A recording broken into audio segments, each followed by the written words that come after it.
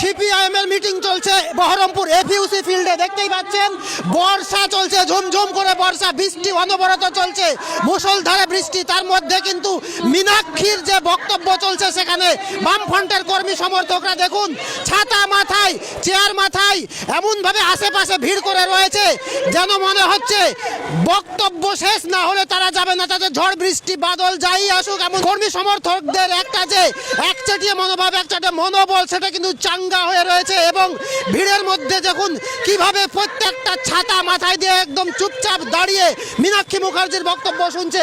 বামফ্রন্টের এই যে একাগ্রতা, এই যে একটি মনোবল, এটা কিন্তু দীর্ঘদিন পর আমরা রাজ্যে দেখতে পাচ্ছি। এবং বামফ্রন্টের যে রাজ্যের একমাত্র এমএলএ মুস্তাফিজুর রহমান, উনিও বক্তব্য দিয়েছেন। বর্তমানে মীনাক্ষী বক্তব্য দিচ্ছে, দেখতেই পাচ্ছেন বামফ্রন্টের জনসমর্থকরা কিভাবে ছাতা মাথায় দিয়ে আছে।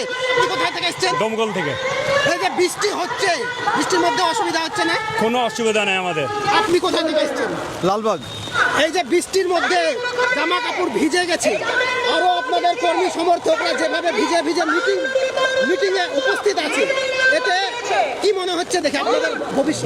বিষয়টা হচ্ছে, লড়াইটা হচ্ছে গণতন্ত্র ফিরিয়ে আনার লড়াই। আজকে ভারত স্বাধীনের পরে মানুষ যে ভোটার অধিকার পেয়েছিল, সেই ভোটার অধিকার আজকে মানুষের ক্ষুণ্ণ হচ্ছে।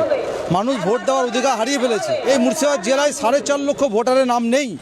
আজকে আমরা লক্ষ্য করছি যেভাবে ট্রাইব্যুনাল কাজ করছে, তাতে 20 বছরও হবে না এই 4.5 লক্ষ লোকের নাম শুধু মুর্শিদাবাদের সমাধানের জন্য। বৃষ্টি, রোদ, গরম আমাদের কাছে কোনো কিছু হচ্ছে। আজকে হচ্ছে লড়াইটা হচ্ছে এই সরকারের এগেনস্টে। আচ্ছা, এই যে বৃষ্টি হচ্ছে, বৃষ্টির মধ্যেও মানুষজন কর্মী সমর্থকরা একদম স্থির ছাতা মাথায় দিয়ে দেখছে। হ্যাঁ, দেখবেই তো, কারণ মানুষ বুঝতে পারছে দেশের পরিস্থিতি। দেশে অনেক রকম দুর্নীতি হচ্ছে, তারপরে অনেক রকম চুরি চিন্তা হচ্ছে। আমরা আমাদের ভোটের লিস্টে নাম উঠছে না।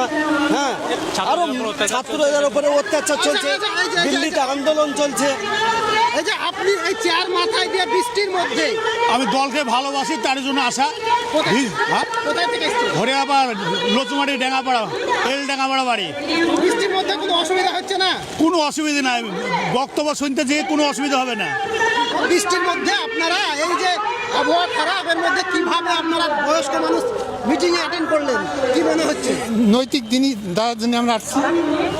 কি মনে হচ্ছে আগামীতে আপনাদের পার্টির লিডার? হ্যাঁ, আগামী দিনে আমাদের পার্টি উজ্জ্বল হবে। এতগুলো মানুষের নাম বাদ চলে গেল এবং সেই মানুষের কোনো নৈতিক কোনো আইনগত অধিকার থেকে তারা বঞ্চিত হচ্ছে, সমস্ত অধিকার থেকে। আমার প্রয়োজন একটা জমি বিক্রি করব, সেই জমিটাও বিক্রি করার অধিকারও আমার নেই, কেনার অধিকারটাও নেই। এরপরেও বাড়ি থাকা যায়? সম্ভব?